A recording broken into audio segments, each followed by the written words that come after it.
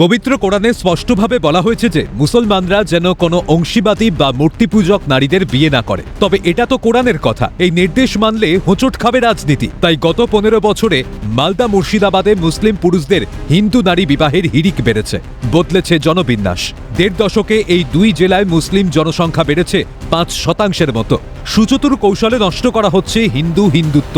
এতদিন রাজনীতির জন্য কৃষ্টি সংস্কৃতি বিসর্জন দেওয়া হয়েছিল, এবার জেগেছে ভারত। গৈরিক রঙে জেগেছে বাংলার হিন্দুরা। মুখ্যমন্ত্রী ঘোষণা করেছেন পশ্চিমবঙ্গেও লাভ জিহাদের বিরুদ্ধে তৈরি হবে কঠিন আইন। डॉक्टर श्यामा प्रसाद मुखर्जी से स्लोगान एक देश एक प्रधान एक विधान एक निशान मोदी जी तो 370-35 रे হাঁটিয়ে করে দিয়েছে।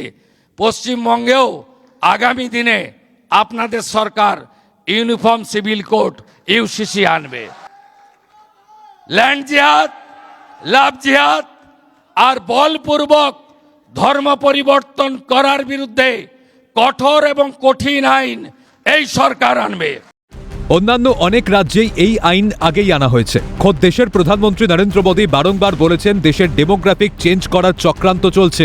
হিন্দু নারীদের বিবাহ বন্ধনে আটকে সংসারের পরিবর্তে তাদের দেওয়া হচ্ছে নাশকতার ট্রেনিং, ভোগ্যপণ্য হিসাবে বিক্রি করে দেওয়া হচ্ছে বিদেশে। পড়শি ধর্ম ভুলে গিয়ে এদেশের জমি দখল করে নিজেদের প্রস্তুত করছে স্লিপিং সেল হিসাবে। এ চক্রান্ত আজকের নয়, গত প্রায় 50 বছর ধরে চলছে এই নোংরা খেলা, যার ফলে বদলে গিয়েছে জনবিন্যাস।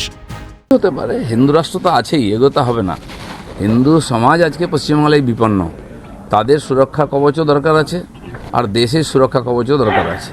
বাংলাদেশ থেকে কোটি কোটি লোক এসে জমি জায়গা নিয়ে সরকারি সুবিধা নিয়ে বসে যাবে, এখানকার জনসংখ্যাকে পাল্টে দেবে ধার্মিকভাবে।